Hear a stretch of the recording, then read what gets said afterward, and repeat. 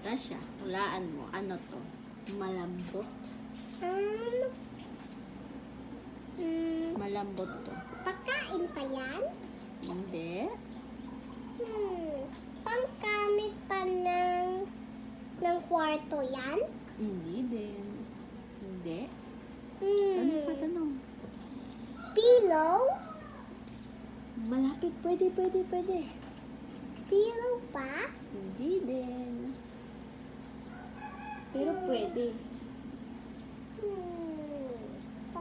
Pagkain? Hindi. Plants?